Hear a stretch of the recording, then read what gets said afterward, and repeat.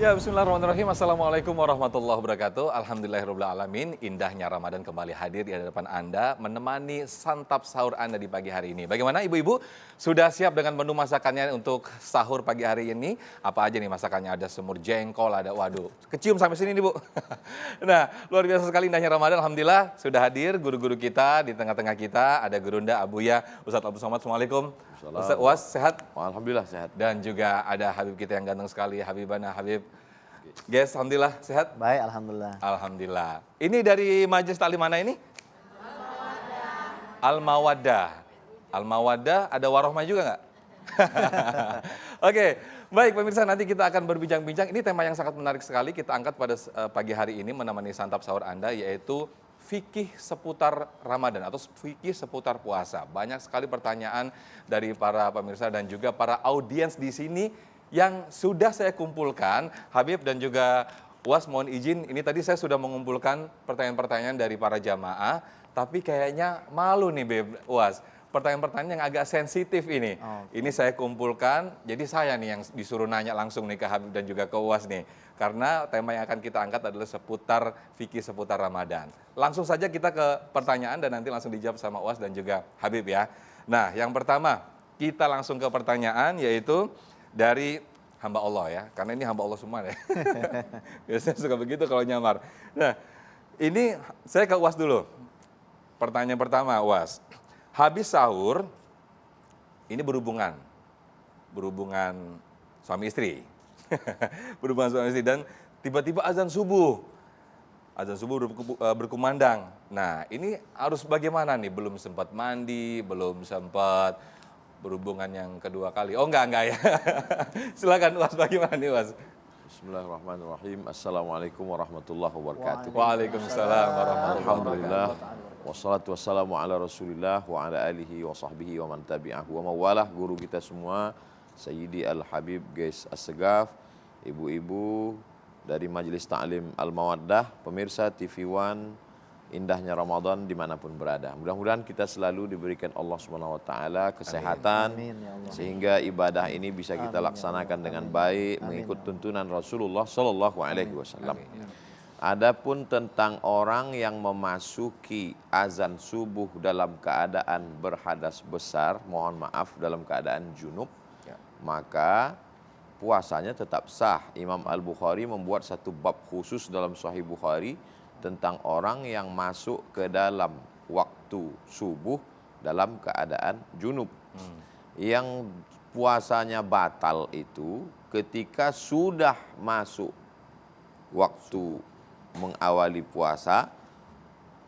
Puasa itu imsakun nafsi, menahan diri anil mahzurati, dari semua yang membatalkan puasa, min tulu'il fajri, dari terbitnya fajar azan subuh, ila ghurubis syamsi, sampai tenggelamnya matahari.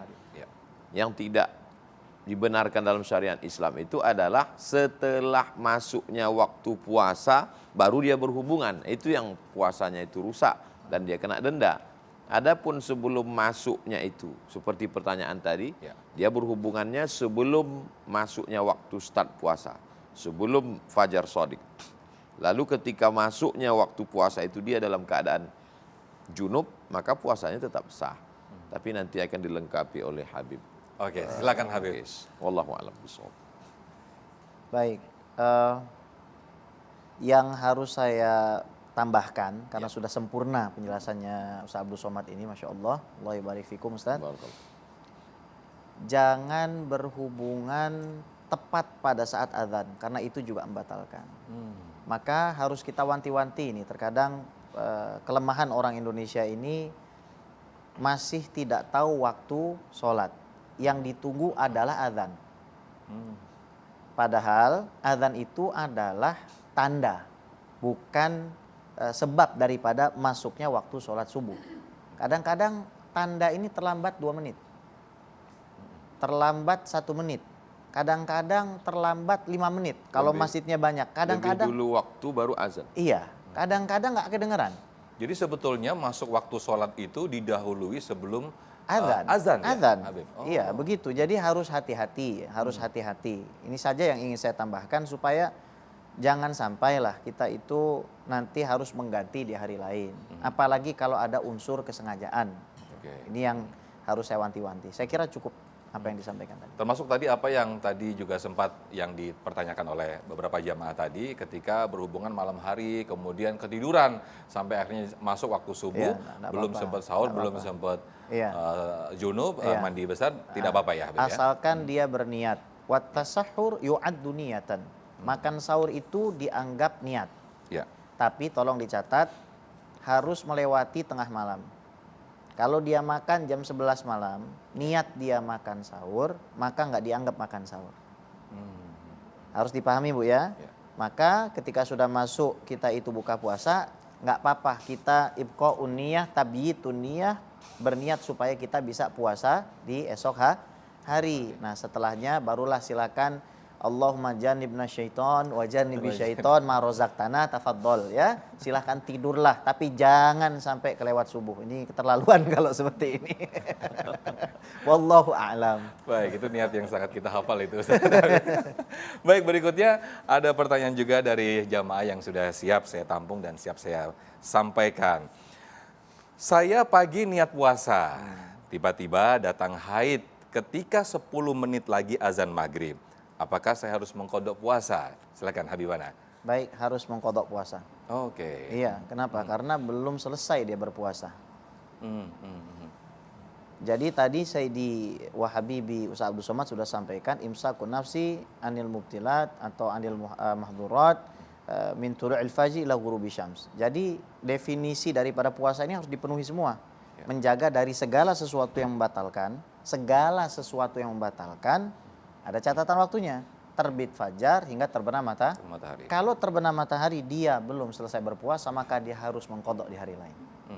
Hakata. Baik. Baik. Baik, Habib. Saya akan berikan hadiah terlebih dahulu untuk makan sahur dulu. Silakan Habib. siap. Wah, silakan. Bismillah. Bismillah. Jadi kalau sampai la kafarata laha illa dzalik, salat yang sudah ditinggalkan itu tidak bisa ditebus dengan taubat nasuha, tidak bisa ditebus dengan sedekah.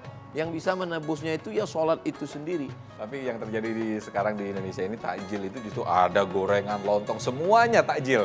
Jadi bukannya malah menyegerakan, jadi malah memperlambat karena harus banyak yang disantap ya.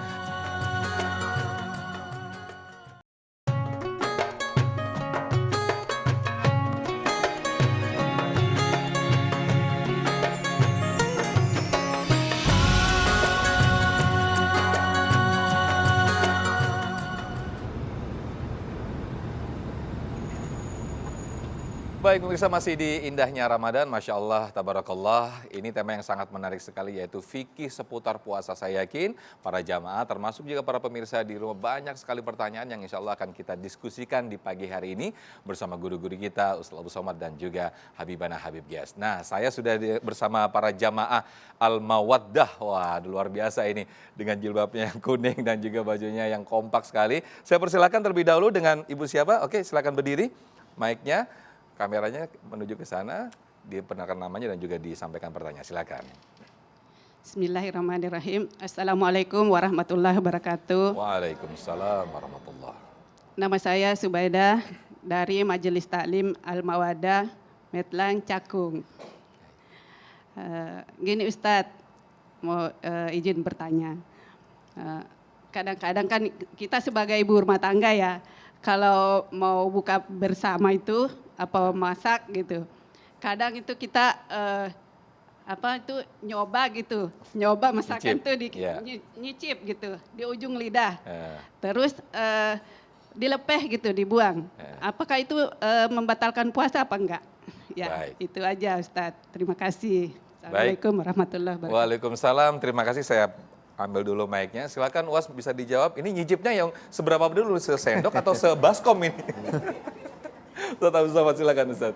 Saya pernah terbaca satu dari pendapat dalam mazhab Hambali mengatakan bahwa alat perasa yang ada di lidah itu tidak membatalkan puasa. Tapi bagi saya pribadi, saya khawatir nanti orang menjadikan itu pintu untuk mencicip banyak, karena dia masak banyak, cicip ini, cicip ini. Ketika ditanya, Ketika ditanya, kamu kenapa? Ada tuh kemarin Ustaz Somad mengatakan boleh. Nah, itu. Jadi saya pribadi selalu menyampaikan untuk ibu kan sudah lama masak. Jadi ibu agak-agak aja. Ibu rasa-rasa aja pakai perasaan. Karena itu nanti menjadi pintu pembuka untuk bahwa ada dalam kitab iya. Ya. Tapi ketika disampaikan ke masyarakat nanti jadinya lain. Itu hemat saya, hikmat saya. Tapi Habib Gais kan punya pandangan lain. Saya lempar ke Habib Gais, silakan Habib Gais. Iya. Kalau fatwa dari Darul Ifta Al-Misriyah, lembaga fatwa resmi negara Mesir, tempat kami berdua dulu belajar, batalnya itu apabila masuknya sesuatu atau ain min manfadhin maftuh, dari lubang yang terbuka secara alami. Mulut, lubang hidung, bahkan otak, itu kalau kita suntik, itu juga membatalkan otak bagian atas ya. Nah, terkait dengan hal ini, betul yang disampaikan Sayyidi Wahabibi Ustaz Abdul Somad tadi, beliau saddud dzari'ah, menutup pintu kemungkinan dari batalnya puasa seseorang. Kan kesihan Ustadz Sofyan, orang puasa dari subuh ketika sudah jam 5, gara-gara dia mencicip dan tertelan tidak sengaja, batal. Meskipun itu tidak sengaja? Meskipun nggak sengaja, tapi ada upaya ke situ. Sama dengan kita istinsyak dan madmadah, kita kumur-kumur, habis kumur-kumur, klok. Al-mubalaghah fil istinsyak nggak boleh. Kenapa? Karena itu bisa membatalkan puasa. Terus kalau sudah batal apa boleh lanjut? Ya nggak boleh. Meskipun batal, jangan dilanjutkan. Wah, ini rasanya sudah tertelan nih. Kalau gitu langsung sajalah bismillahirrahmanirrahim. Nggak boleh seperti itu. Ya, jadi harus kita jaga betul-betul. Jangan sampai puasa kita menjadi batal. Iya.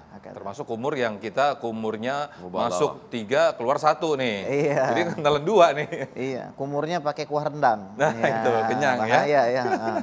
Tapi ini menarik Habib. Tadi berkaitan dengan apa yang disampaikan Ibu tadi, mempersiapkan buka puasa. Saya jadi ingat nih, sekarang kan biasanya kalau puasa nih ada namanya buka bersama. Nah, ini yang sering terjadi nih Habib dan juga Was. Ketika kita buka bersama maksudnya mungkin jalin silaturahim, kemudian kebersamaan begitu ya. Tapi yang sering terjadi ini justru sholat maghribnya ketabrak. Udah sibuk nih ya Bu ya, sibuk wah buka puasa, tapi justru ibadahnya malah terlupakan. Was, bagaimana jawabannya Ustaz? Silakan. Beramal dalam Islam itu dasarnya adalah iman dan ilmu. Jadi buka bersama itu bagus, nyambung silaturahim, mempererat ukhuwah, acara reunian, acara pertemuan, kangen-kangenan. Tapi melaksanakan sholat itu ada waktunya. Inna sholata kanan alal mu'minina kitaban mauquta. Malaikat Jibril turun setelah Isra Mi'raj memperlihatkan waktunya kapan, tata caranya, lengkap semua dalam bab-bab awal kitab Muwatta Imam Malik bin Anas. Sedemikian detailnya. Jadi kalau sampai la kafarata laha illa dzalik, salat yang sudah ditinggalkan itu tidak bisa ditebus dengan taubat nasuha, tidak bisa ditebus dengan sedekah. Yang bisa menebusnya itu ya salat itu sendiri. Sampai-sampai man taraka sholata muta'ammidan, siapa yang meninggalkan salat secara sengaja, faqad kafara jihara, maka kafirlah dia secara nyata. Terlepas dari apakah kafirnya itu maksudnya kafir jahid, keluar dari Islam, kharij anil millah, menjadi murtad, atau hanya sekedar fasik, ikhtilaf antara ulama, tapi sangat ketat tentang masalah sholat.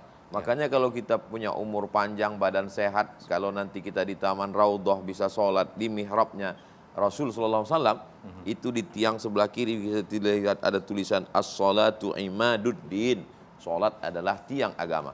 Pidato terakhir Rasulullah SAW itu, pidatonya Abu Bakar, Nabi ketika akan meninggal, kalimat terakhirnya as-salah, as-salah. Dan pidato awal Abu Bakar, Sayyidina Abu Bakar radhiyallahu an ketika menjadi khalifah, qumu ila salatikum yarhamkumullah. Salatlah kamu, maka Allah akan menurunkan rahmatnya untuk kamu.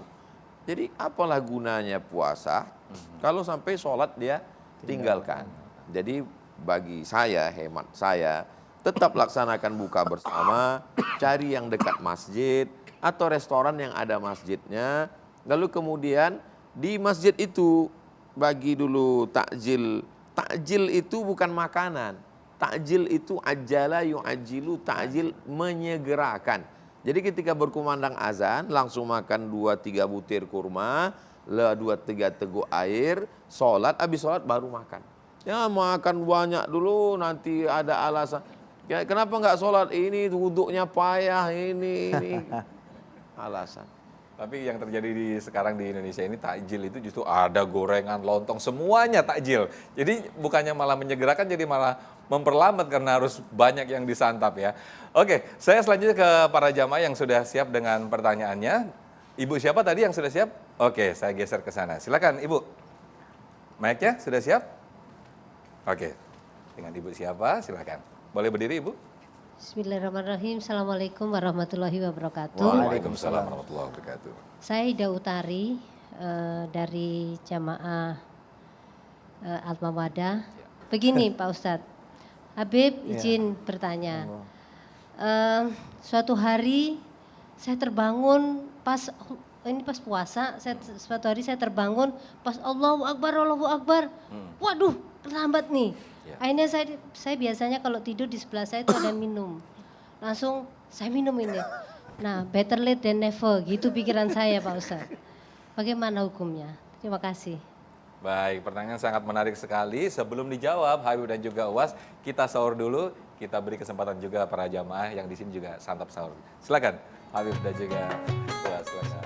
Jelang azan subuh, kita sudah fresh, gosok gigi, tidak makan, tidak minum. Memang ada sebagian ustadz yang menyampaikan, kata dia kalau makanan sedang di mulut, terdengar suara azan, selesaikan aja. Saya orangnya penasaran, dari mana ustadz ini ngambil dalil?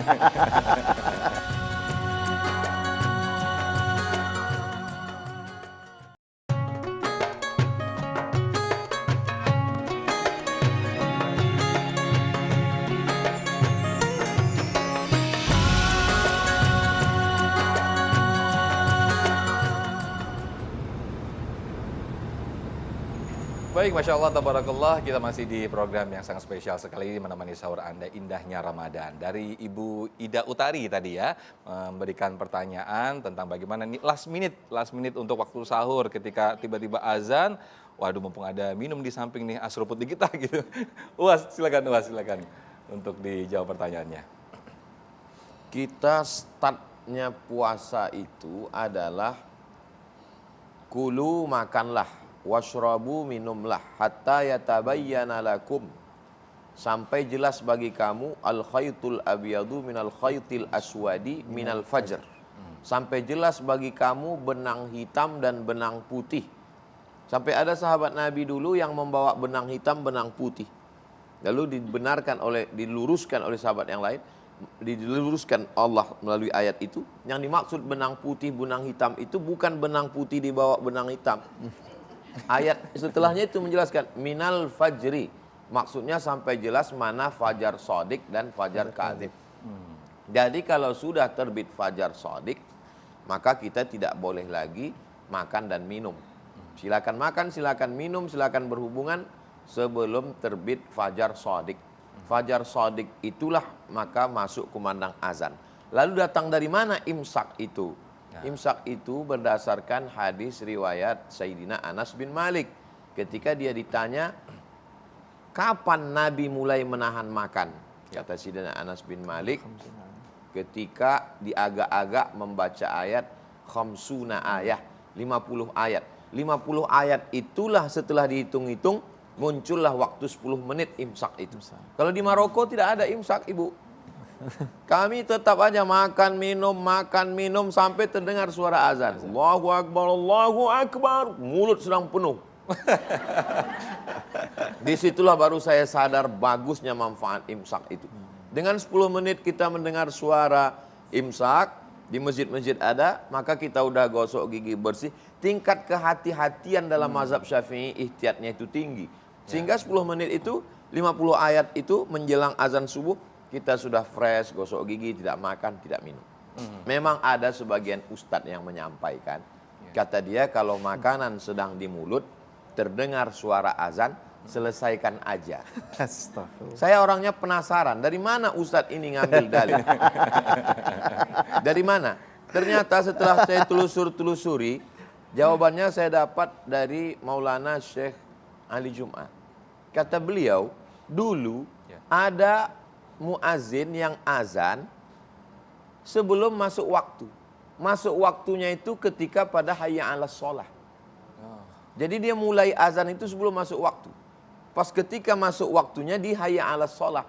Itulah maka keluar hadis Nabi mengatakan, kalau sedang ada di mulut selesaikan karena waktunya belum masuk. Tapi kita di seluruh Indonesia sekarang, bahkan tadi yang disampaikan Habib guys, malah azan itu 2 menit setelah masuk waktu.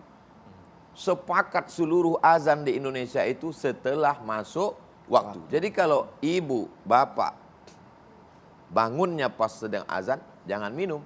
Atau pas lagi makanan ada di mulut terdengar azan, itu nggak bisa ditelan karena batal puasanya karena sudah masuk waktu.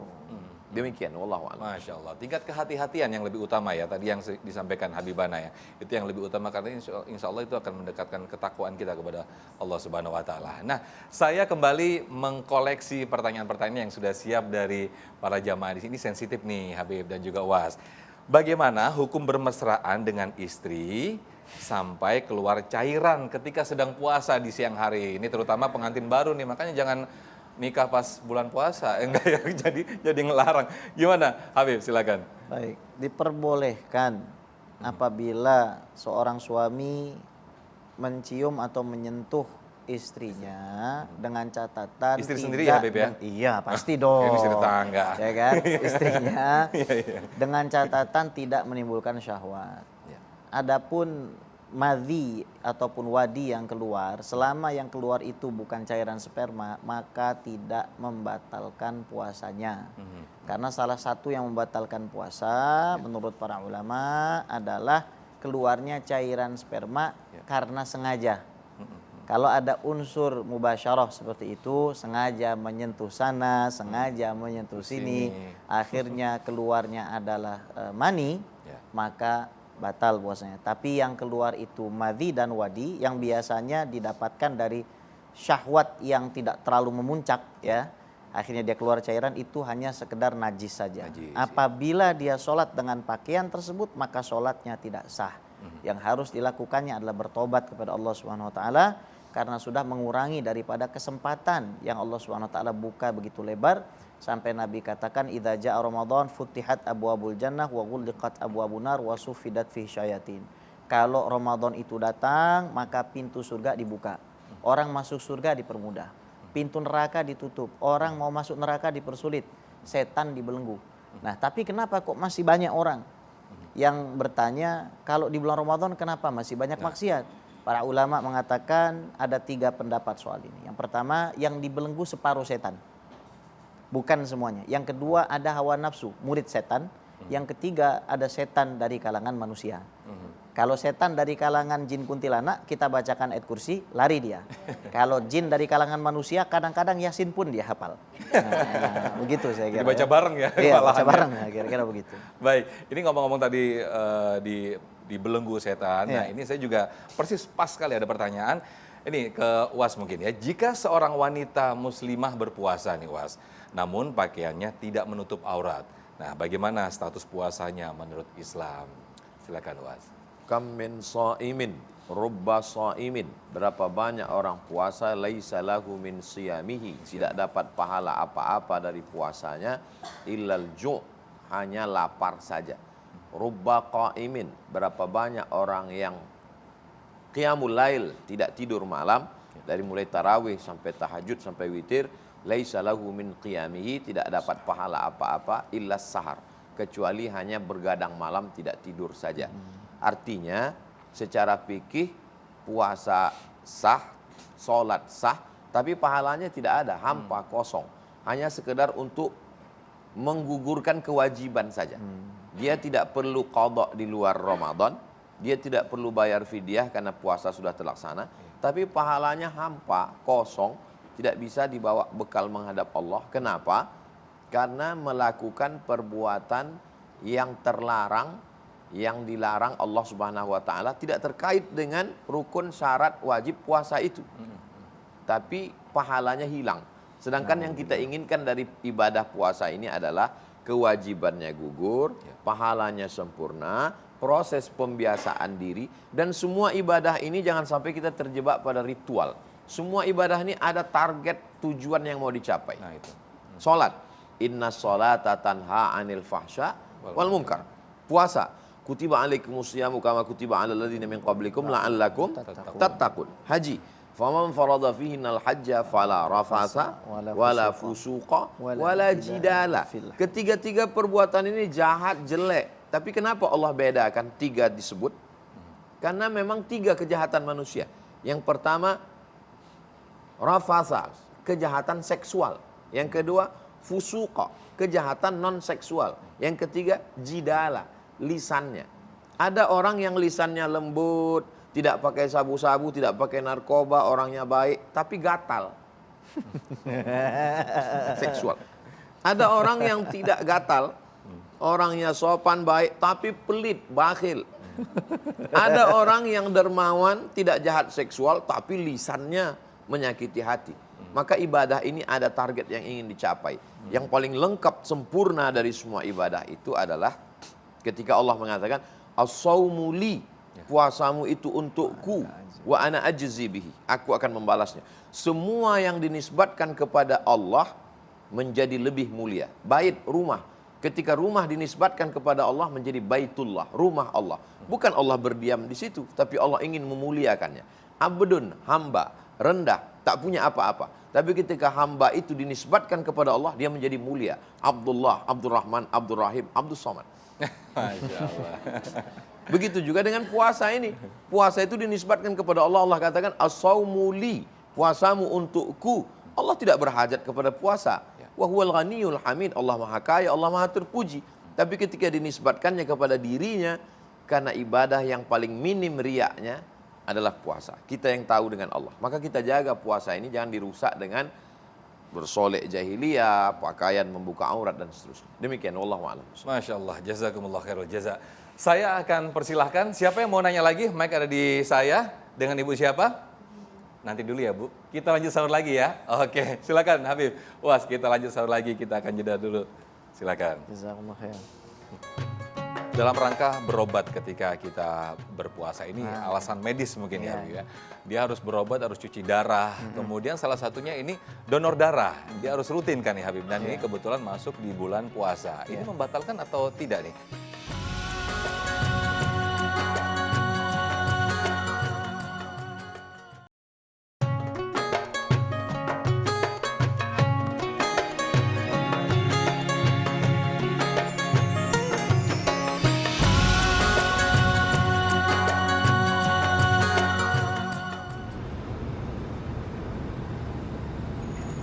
Baik, alhamdulillahirrahmanirrahim. Masya Allah, tabarakallah, kita masih di indahnya Ramadan. Masih ada satu segmen lagi, nampaknya ini animo masyarakat. Waduh, animo jamaah untuk mengajukan pertanyaan banyak sekali. Saya sudah janji tadi ke Ibu siapa. Silakan Ibu, boleh berdiri, langsung diajukan pertanyaannya. Assalamualaikum warahmatullahi wabarakatuh. Waalaikumsalam warahmatullahi wabarakatuh. Nama saya Ibu Dini dari Majelis Taklim Al-Mawadah, Ujung Menteng, Cakung, Jakarta Timur.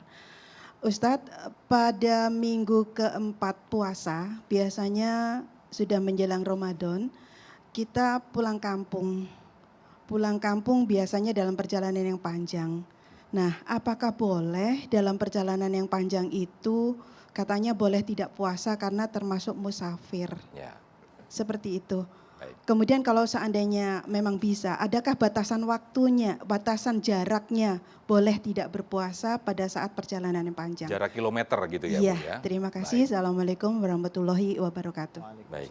Silakan Ustaz Abdul Somad. A'udzubillahi minasyaitonirrajim. Faman kana minkum maridan, siapa yang sakit, au ala safarin atau musafir, fa'iddatum min ayyamin ukhar, maka gantilah di hari yang lain. Di bulan Syawal, di bulan Zulqa'dah, di bulan Zulhijjah. Wa 'alal ladzina yutiqunahu, bagi yang tidak sanggup melaksanakan puasa karena tua renta, karena sakit yang tidak sembuh-sembuh, Syawal makin sakit, Zulqa'dah makin sakit sampai mati, fidyatun ta'amu miskin, maka membayar fidyah, makan fakir miskin 1 hari. Di Kementerian Agama sudah ditetapkan berapa 1 harinya, maka dibayarkanlah berapa hari orang tua kita, keluarga kita yang meninggal dunia tidak berpuasa disebabkan sakit yang berkelanjutan atau karena tua renta, ibu kita, bapak kita yang tidak bisa puasa, kita tanya dia. Ibu saya almarhumah dulu saya tanya, umurnya 70 tahun, mak sanggup puasa? Kalau tidak sanggup nanti kubayarkan fidyah. Beliau sanggup puasa, bahkan meninggal pun pada saat hari Senin puasa sunnah. Imam Zakaria Al-Ansari dikutip oleh Syekh Atiyah Saqar, Mufti Al-Azhar, mengatakan orang yang mengqadha puasanya di bulan Syawal 6 hari, maka dia otomatis mendapatkan pahala puasa sunat Syawal. Jadi ibu yang ketika tidak bisa puasa karena musafir pulang kampung, lalu dia qadha di bulan Syawal 6 hari, maka otomatis qadhanya lunas dan dapat pahala puasa sunat Syawal. Man shoma Ramadan, siapa yang melaksanakan puasa Ramadan, summa atba'ahu sittan min Syawal, diiringinya 6 hari di bulan Syawal, kana kasiyamid dahri, maka dia dapat pahala seperti puasa sepanjang tahun. Berapa jarak qasar salat? Nanti ada ustadz yang mengatakan 82 km, ada yang mengatakan 85. Saya pakai yang ada dalam Al-Fiqhul Islami wa Adillatu Syekh Wahbah Zuhaili, 88, sekian. Kalau susah mengingatnya 89. Payah juga ingat 89, ingat aja Wali Songo 90. Untuk memudahkan sesuatu, cantolkan pikiran kita ke yang lain untuk memudahkan ingatan. Mudah-mudahan kita selalu diberikan semangat untuk beribadah, tapi semangat yang luar biasa itu juga harus ada aturannya. Kalau sudah menurut aturan kita boleh jamak qasar, kita boleh mengqadha, maka kita laksanakan. Karena agama ini diturunkan mengikut aturan yang dibawa oleh Nabi Muhammad SAW. Wallahu a'lam bishawab. Baik, terima kasih Ustadz Abdul Somad. Berikutnya ke ibu-ibu tadi sudah siap, sudah request ke saya. Silakan, boleh berdiri, diperkenalkan, lalu diajukan pertanyaan ke Habib Ges nanti yang jawab. Assalamualaikum warahmatullahi wabarakatuh. Waalaikumsalam warahmatullahi. Saya mau nanyakan yang kebiasaan sehari-hari dilakukan Pak, kalau sikat gigi, kumur gitu, membatalkan puasa enggak? Terima kasih. Di siang hari ya Bu ya? Di siang hari. Sikat gigi di siang hari, termasuk Iya. kumur-kumur untuk biar supaya nafas segar, biar enak baunya itu. Begitu mungkin termasuk ya Bu ya? Silakan Habibana. Di dalam riwayat muttafaq alaih Bukhari Muslim, Nabi Muhammad sallallahu alaihi wa ala alihi wasallam bersabda, wala khalufu famis shaim atyabu indallah min rihil misik. Khuluf ataupun bau mulut yang berasal dari karena kita tidak makan ataupun karena kita baru bangun tidur, apabila kita dapatkan hal tersebut pada saat kita berpuasa, maka itu lebih mulia di sisi Allah daripada wangi minyak misik. Minyak misik ini minyak wangi surga, minyak wangi kesukaan Rasulullah. Tapi catat, itu di sisi Allah, bukan di sisi suami. Nanti begitu pula ke suami kan? Jangan sampai terjadi seperti itu. Nah, berkaitan dengan hukum kita sikat gigi di bulan Ramadan, ini terjadi khilaf di kalangan para ulama Syafi'iyah. Mayoritas ulama Syafi'iyah mengatakan ba'da zawal setelah zuhur itu adalah dimakruhkan, kecuali Imam Nawawi la yukrahu mutlaqan, tidak dimakruhkan secara mutlak. Yang bahaya ini kalau kita sikat gigi pakai pasta gigi anak bayi yang rasa coklat. Mulai kita rasa-rasa dengan itu lidah satu kita. botol habis tuh kayaknya itu Habib. Ya kan? Akhirnya tetelan juga. Termasuk pakai siwak. Pakai siwak itu kadang-kadang ada pecahan-pecahan daripada kayu tersebut. Serat-seratnya itu Serat-seratnya jangan sampai tertelan karena itu ain. Ain itu mayudrikuhu taraf, sesuatu yang kelihatan. Termasuk dengan asap rokok itu juga ain. Makanya beda orang yang lewat restoran Padang yang sedang kipas-kipas sate Padang dengan orang yang sengaja ke situ. Ditelannya pula asap itu, maka batallah dia punya puasa. Paham Bu ya? Jadi jangan alasan sama suami kalau mulutnya bau, ini lebih disukai Allah. Allah aja suka, maka kamu harus suka. Jangan begitu ya. Jangan sampai juga gitu. Jadi di dalam hal ini para ulama mengajarkan al-ihtiyat fi syubhatil madhabi aula. Kalau ada perbedaan pendapat di kalangan para ulama, maka kata Ustaz Abdul Somad tadi, ambil pendapat yang paling hati-hati. Akan tetapi ada kaidah terakhir, manituliya biikhtilafil madzahib falyuqallid man ajaza. Kalau seandainya kita diuji dengan pendapat yang berbeda, sementara kita memang bisa mengambil yang ringan karena sebuah keadaan yang berat, maka silahkan kita mengambil keringanan tersebut. Wallahu a'lam. Baik, Habibana dan juga UAS, mungkin ini ada juga pertanyaan menarik dalam rangka berobat ketika kita berpuasa. Ini alasan medis mungkin ya, Habib ya. Dia harus berobat, harus cuci darah. Kemudian salah satunya ini donor darah. Dia harus rutin kan nih Habib. Dan ini kebetulan masuk di bulan puasa. Ini membatalkan atau tidak nih? UAS silakan. Saya ada menyusun 30 tanya jawab seputar Ramadan. Sudah di-share PDF-nya, bisa di-download gratis. Waduh. 30 tanya jawab seputar Ramadan. Ibu-ibu dari Majelis Taklim Mawaddah boleh nanti cetak, bagi-bagikan ke jamaah. Asal jangan ditulis di sampulnya coblos nomor. Itu masih tahun depan, Nah, itu di situ saya hanya menerjemahkan saja. Tiga ulama besar Al-Azhar. Yang pertama Syekh Atiyah Saqar, yang kedua Syekh Ali Jum'ah, yang ketiga Syekh Yusuf Al-Qaradawi. Bunga rampai saya buat, saya sebagai penterjemah. Maka salah satu yang saya ambil di situ tentang suntik terbagi ke beberapa macam. Kalau suntik itu adalah makanan, maka puasa batal. Contoh suntik makanan itu adalah infus. Jadi kalau ibu dari jamaah Mawaddah beli 2 botol infus, suntik di kamar, setelah keluar lalu miringkan kepala, pura-pura lemas, itu puasanya udah batal. Tahu azan maghrib udah kenyang gitu ya. Tapi kalau dia obat, maka menurut ulama, maka itu tidak batal karena dia obat. Tapi itu yang saya baca. Tentu bacaan Habib Ges, beliau membanyak mutalaah. Itu Anda adalah apa yang Anda baca. Nah, demikian. Baik, sedikit Habib ditambahkan, silakan.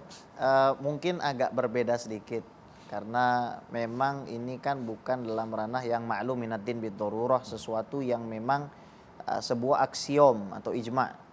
Artinya ada statement dari lembaga fatwa resmi negara Mesir atau Darul Ifta Al-Misriyah, al-masam laisa manfadan maftuhan. Pori-pori itu bukan termasuk manfaat maftuh yang terbuka. Jadi saya mengambil pendapat ulama yang sedikit agak berbeda. Kalau ada rendang disuntikkan melalui pori-pori, itu tidak membatalkan. Tapi tadi sebelumnya saya sudah sampaikan, di dalam berfikih itu yang lebih dekat kepada takwa adalah yang harus kita ambil. Imam Ahmad bin Hambal sedang berjalan ke masjid. Tiba-tiba pakaian beliau terkena cipratan genangan air. Lalu beliau pulang untuk mengganti baju. Lantas murid-muridnya bertanya, bukankah engkau menfatwakan bahwasannya ini tidak merupakan sebuah najis? Hadza fatwa wa hadza taqwa. Ini memang fatwa, tapi yang saya lakukan adalah sebuah ketakwaan. Maka yang disampaikan guru kita Ustaz Abdul Somad adalah menunjukkan ketakwaan beliau yang sangat luar biasa. Masya Allah, tabarakallah. Terima kasih Habibana Habib Ges, jazakumullah khairal jaza. Ustaz Abdul Somad, terima kasih atas ilmunya pagi hari ini. Tidak terasa kita sudah di penghujung acara pemirsa indahnya Ramadan. Kita hadir tiap hari menemani santap sahur Anda. Mudah-mudahan apa yang disampaikan guru-guru kita tadi menambah khasanah keilmuan kita di pagi hari ini. Akhirnya saya Muhammad Sofyan pamit undur diri dan juga Ustaz Abdul Somad dan juga Habib Ges Al-Sagaf juga pamit undur diri. Mewakili kru yang bertugas. Wassalamualaikum warahmatullahi wabarakatuh. Habibana silakan doa.